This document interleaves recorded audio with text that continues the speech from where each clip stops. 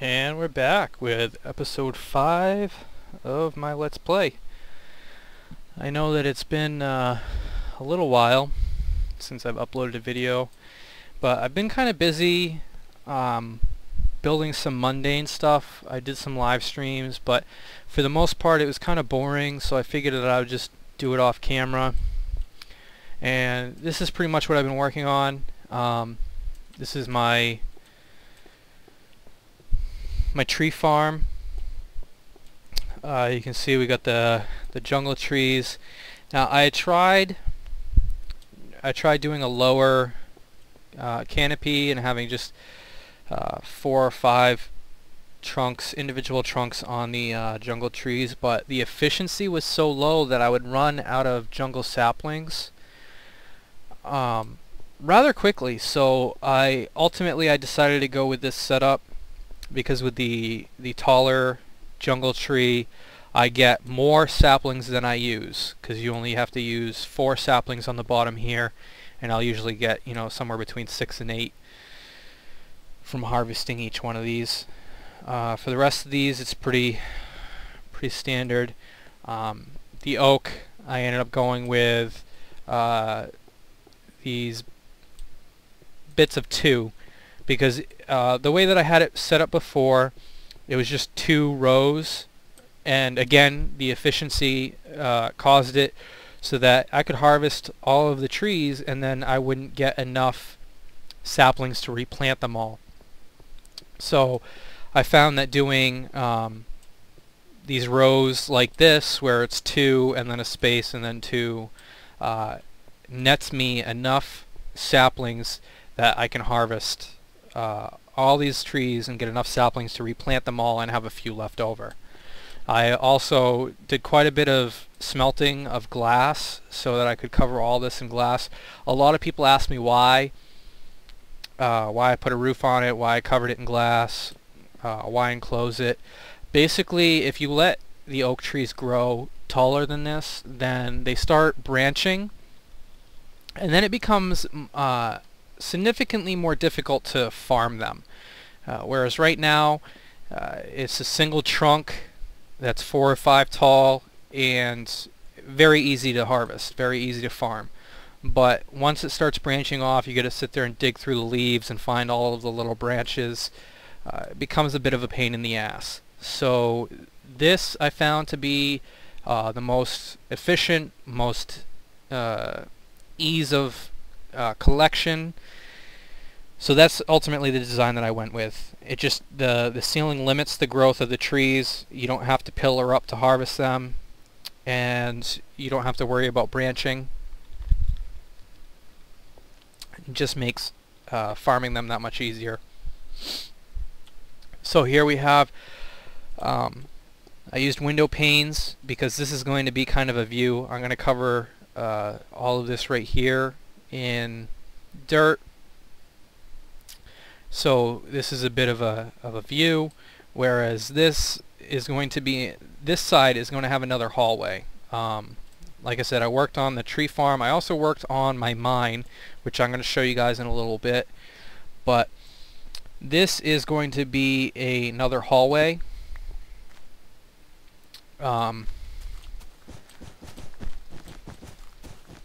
Because while I was working on the tree farm, specifically the jungle part of it up top there, I can see down, and I saw that this was probably the best place to put another hallway.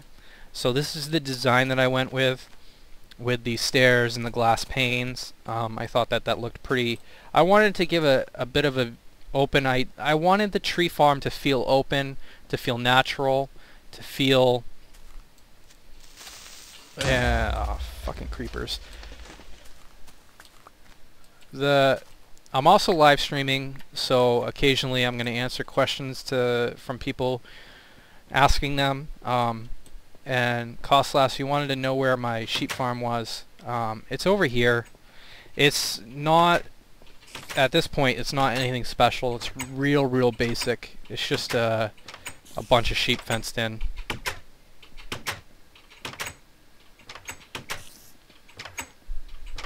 Yeah. Creepers, I hate creepers. The funny thing is, I'm watching Good's Minecraft series from the very beginning, and his biggest issue is with spiders, or no, not spiders, sorry, skeletons. His biggest issue is with skeletons. The funniest thing, my biggest enemy, creepers, by a long shot. They irritate the crap out of me, especially since you can get them during the day.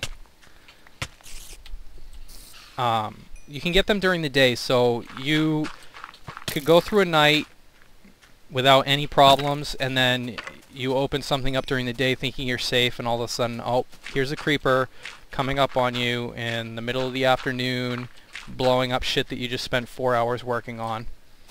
So creepers are definitely my worst enemy. I hate them with a passion. Here he is, fucking up my windows. God. Guys won't leave me the hell alone. I'm trying to make a fucking video here.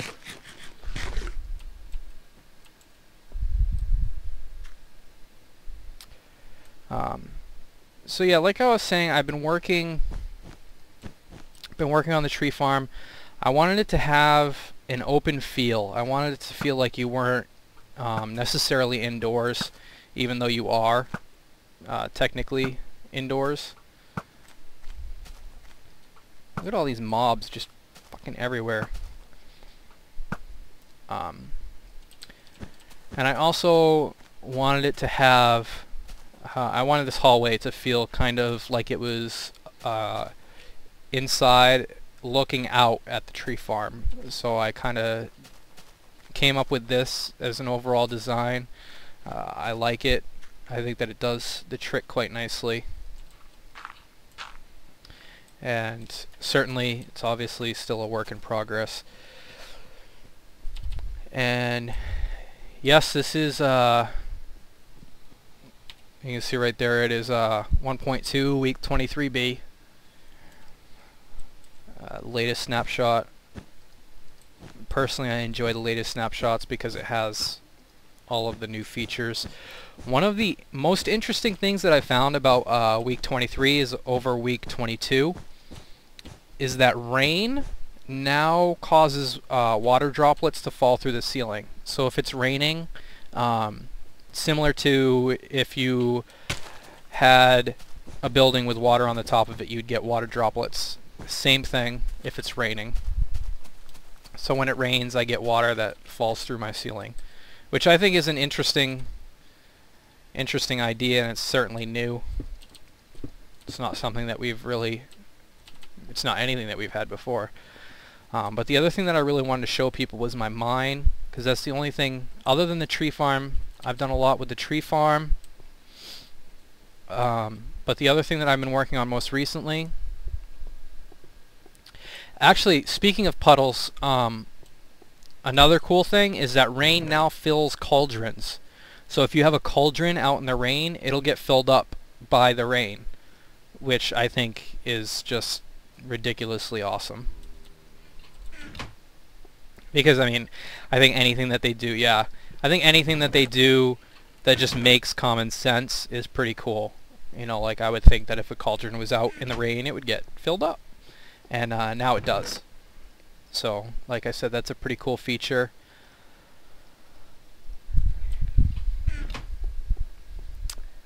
Yeah, time to put roofs on, cauldrons on the roof. So, like I said, I worked on the tree farm. I thought that it was a really mundane project. I did a live stream of it 2 days in a row, and I thought that it was just really kind of a boring thing to record and show everybody. But what I really wanted to show was my mine shaft, which last time I streamed, quite a few people were asking me about my mines. And this is where I mine. My initial shaft downwards was right here. Well, there's this right now. There's a staircase that goes up right here, but at some point I'll put a piston elevator in. So, you know, you'll take a quick drop down and a piston elevator up. But for right now, I have stairs that come out. These stairs come out right by my sheep farm. But this is where I had mined all of my diamonds so far. I just go 3 apart, and this is going to be over here is going to be my basically the way that my entire mine's going to be set up is this kind of overhead wooden support system with this staggered mine shaft type of setup. With this setup, the idea being that from this shaft you can see this block, this block, this block, and these 2 blocks here. From this one you can see this upper block, these 2 blocks, this one, and then these 2 blocks. The only block that you're missing in this setup is this bottom block, which really isn't a big deal. So it is definitely a very efficient setup, and I'll just continue doing that all the way down, and then I'll probably set up some more of these shafts, maybe another one over here going that way, and quite possibly another one over here somewhere going that way. I also want to kind of dig this out quite a bit to give it a natural cavern type of feel. Like this pillar here I'm going to keep just to give it kind of a natural cave type of feeling to it.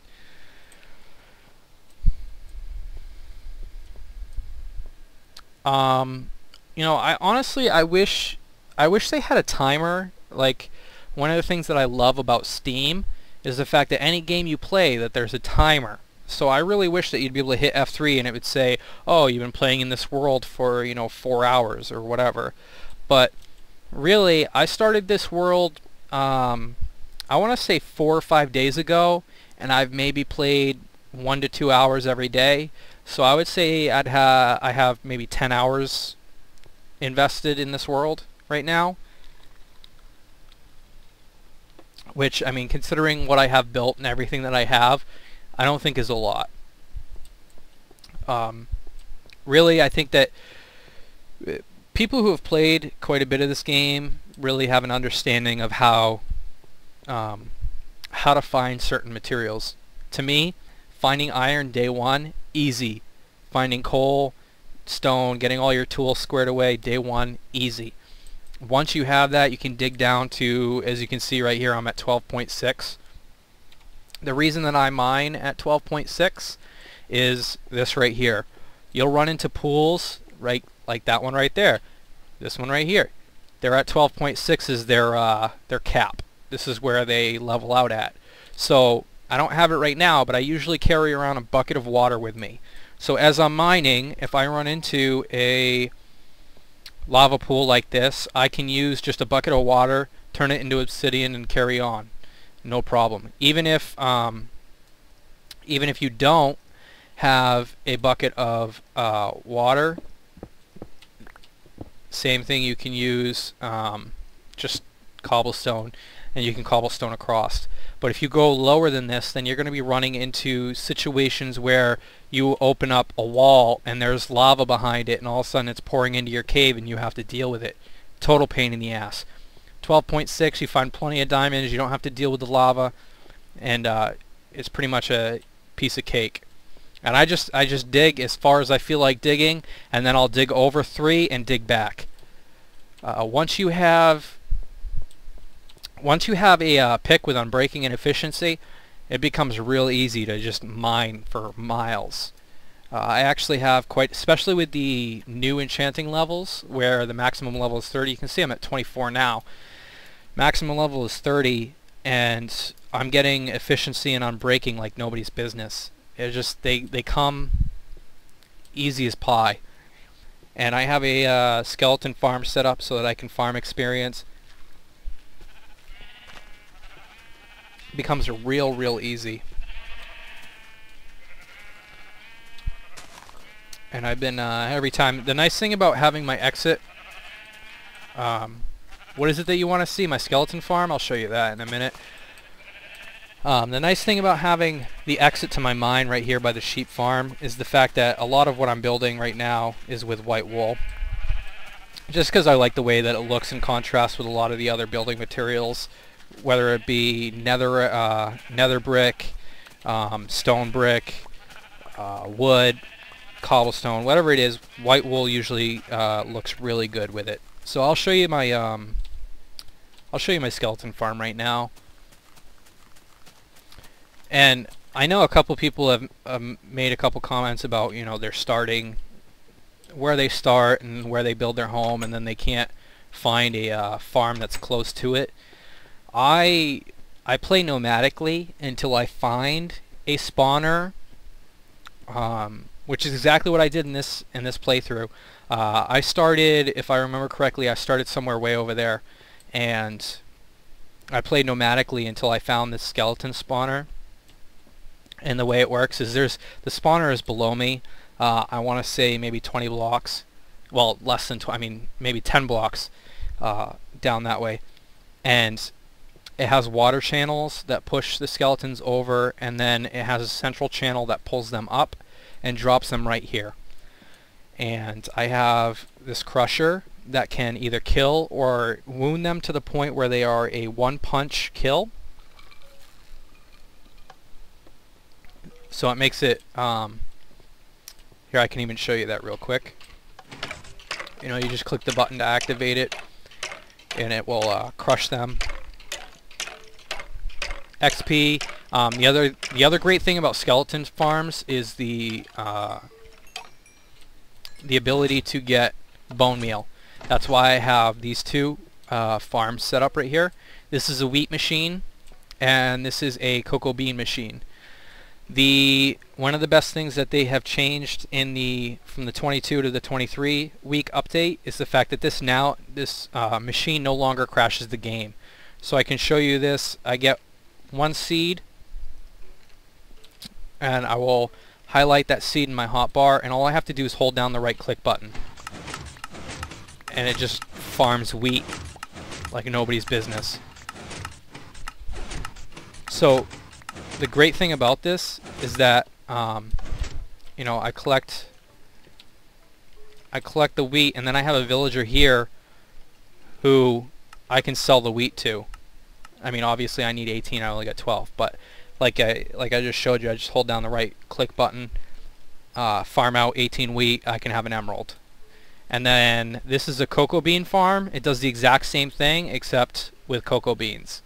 So you take a single cocoa bean, you put it in your hotbar.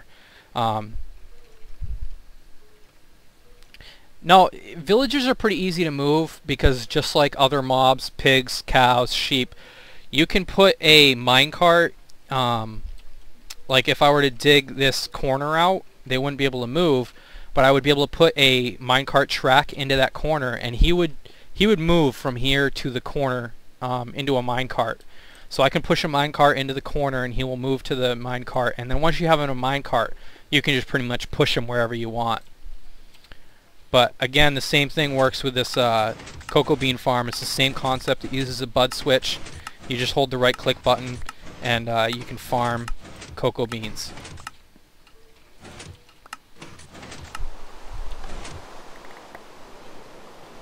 And that's I mean, if hunger is an issue, you can have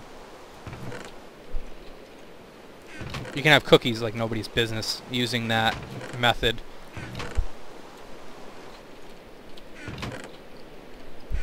But I've had that up for a while. The only thing that I've really done recently is just to kind of like clean it up a little. I farmed quite a bit of brick to just finish up this room. And this is a good example right here of like what I was saying. It's raining right now, and so you can see that the water droplets are coming through the ceiling. What is it that you want to be, what do you want to see how to make?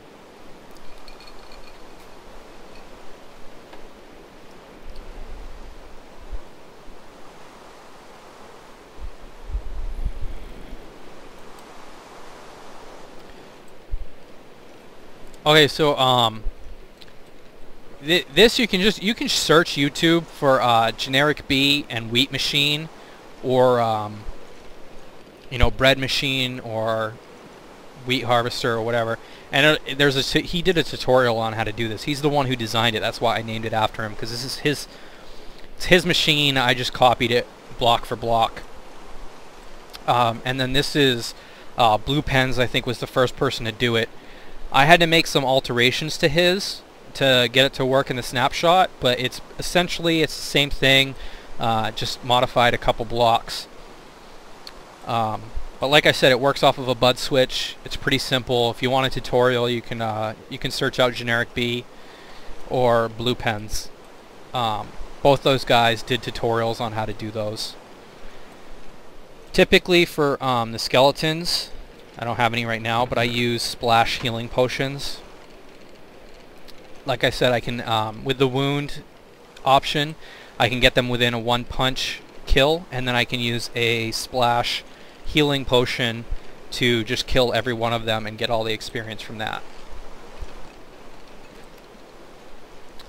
But that's all stuff that I've done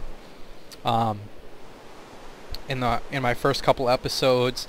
Again, this is the sand machine. I did that on, like, I think episode 3, maybe 2. But really, the only thing that I've really been working on is this tree farm here. I'm definitely liking the way that it's coming along. Like I said, I wanted it to have not really an indoor feel, more like a greenhouse type of feel, which I think it captures pretty well. Unfortunately, there's a bit like this side and that side over there that needs to be enclosed more, because there's an elevation in the ground level. But I definitely feel like it captures like a greenhouse type of feel, which is exactly what I was going for. I didn't want it to have like a constricted indoor, completely indoors type of feeling to it.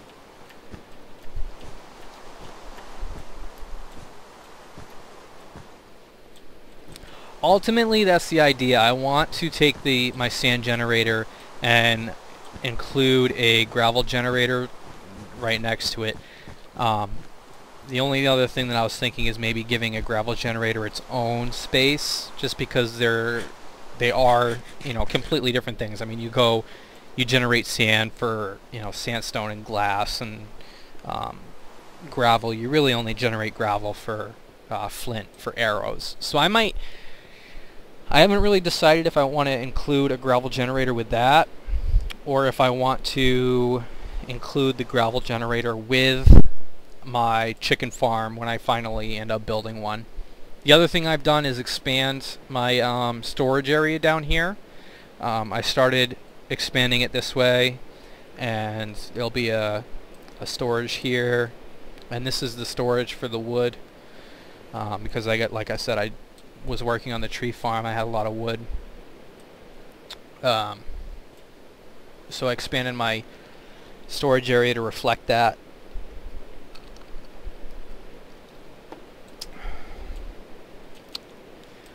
And one of the things that I realized watching some of not Generic B, sorry. One of the things that I realized watching Good's early videos is just how hilarious that dude is. I mean, watching his earlier videos, he is so funny. And I think that he's really kind of lost that in his not his joint videos, not the OOG or OOGE videos, but more of his more of his solo Let's Plays. He's really lost some of that kind of humor, kind of laughing at himself, kind of situational type stuff, which is unfortunate. I mean, the guy was really very, very funny, and he still is. Like, if you look at you know, the Kaizo Caverns or any of his other you know, the Saints Row, any of his joint videos, he's still very, very funny. Yeah, I'm definitely down for playing. I love vanilla servers. The only reason that I don't really play on multiplayer servers is because of issues with people not running vanilla servers. One of the big things that irritates me is the fact that, you know, like I said, creepers are my worst enemy. I hate creepers. And if you take that away from the game, and it's not the fact that they kill me, because they don't kill me. It's the fact that they destroy what I'm trying to freaking build. Like, I spend 4 hours building a machine, and then a creeper comes along and blows up half of the redstone. That's a huge fucking problem. Well, vanilla would imply that PvP would be on. Like if you look at the Minecraft or the Hermitcraft servers, those are all difficulty I wouldn't really care about. Minimum would be normal, medium, whatever. But like I was saying, like if you look at the Minecraft or the Hermitcraft servers, they're vanilla. They're, you have to worry about creepers. You have to worry about, if you want to hide something, you need to hide it because people can come along and steal your shit. Now, it's a group of friends playing. It's a bunch of buddies. They're having, they don't want to create a hostile environment with each other. So there's some sort of etiquette, but that's not to say that, oh, I want to prank you. I'm going to steal your most valuable item and hide it, so you have to come and find it. They can do that, but if you go to a normal server, you can't do shit like that.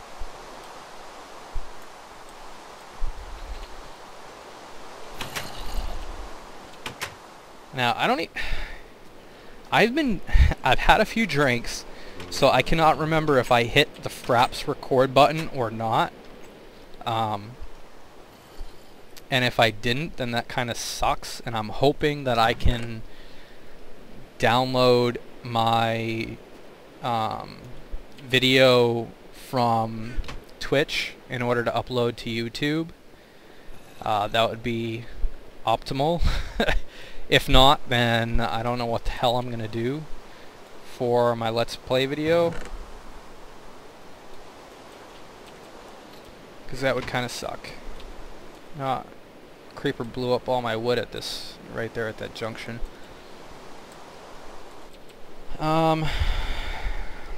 Is that a new world that you generated, or is that something that's been up for a while? I imagine that it's probably a new world you generated.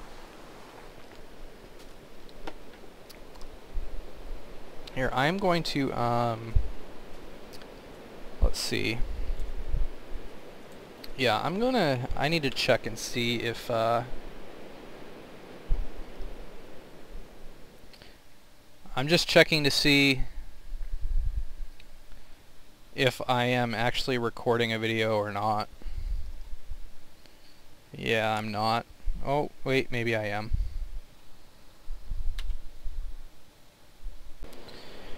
Okay, so I think that's pretty much it for today for the Let's Play. As far as that is just weird. Light level here is not below 8, so there should not be zombies spawning. Yeah, I'm gonna come join. Like I said, this is it for the Let's Play. I'm going to continue to stream because I'm going to jump on somebody's server and just kind of check it out. Thanks guys for watching. I hope you enjoyed the video. Make sure you subscribe, like, leave a comment. Let me know how you're liking the series, and have a good night.